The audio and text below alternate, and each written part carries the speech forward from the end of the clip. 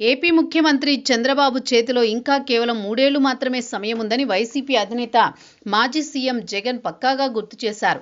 ఆ తర్వాత సీఎం పీఠం ఎక్కేది తానే అని ఎంతో ఆత్మవిశ్వాసం ఆయన వ్యక్తం చేశారు. మాజీ మంత్రి అంబటి కుటుంబాన్ని పరామర్శించిన సందర్భంగా జగన్ చేసిన ఈ వ్యాఖ్యలు ఇప్పుడు చర్చనీయాంశం అవుతున్నాయి.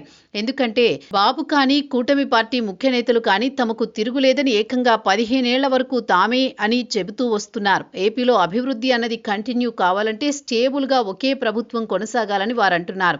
కానీ జగన్ చెప్పింది దానికి విరుద్ధంగా ఉంది. 600 కూటమి ఉండేది 5 ఏళ్లే, అందులో 2 ఏళ్లు ఖర్చయిపోయాయని ఒక కఠిన సత్యాన్ని ఆయన ముందు పెడుతున్నారు.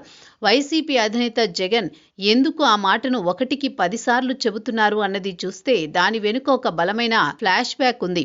అలాగే పొలిటికల్ ట్రాక్ రికార్డు కూడా ఉంది. దాన్ని బట్టి ఈ మాట అనగలుగుతున్నారు అనుకోవాలి. ఉమ్మడి ఏపీలో చూసినా, విభజన ఏపీలో చూసినా ఒక పార్టీకి ఒక టర్మ్ మాత్రమే జనాలు అవకాశాలు ఇస్తున్నారు. ముఖ్యంగా టీడీపీ 1983లో పుట్టాక అధికార మార్పిడి ప్రతి 5 ఏళ్లకు ఒకసారి జరుగుతుంది.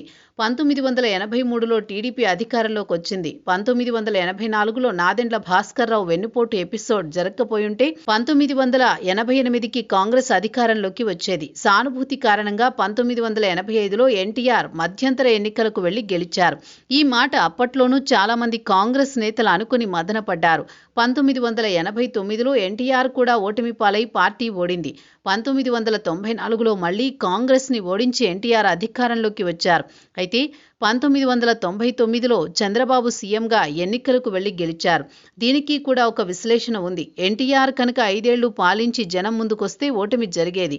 బాబు కొత్త ముఖ్యమంత్రిగా నాయకుడిగా రాబట్టే ఆయనకు ఎక్స్టెన్షన్ ఇచ్చారు అని. ఇక 2004లో వైఎస్ఆర్ గెలిచారు, కాంగ్రెస్ అధికారంలోకి వచ్చింది. 2009లో కాంగ్రెస్ ఓడాల్సిందే, కానీ మధ్యలో ప్రజారాజ్యం అలాగే లోక్ సత్తా పార్టీలు వచ్చి ఓట్లు చీల్చి బొటాబొటీగా కాంగ్రెస్ గెలిచింది. ఇక ఒక విధంగా అయితే కాంగ్రెస్ గెలిచి ఓడింది.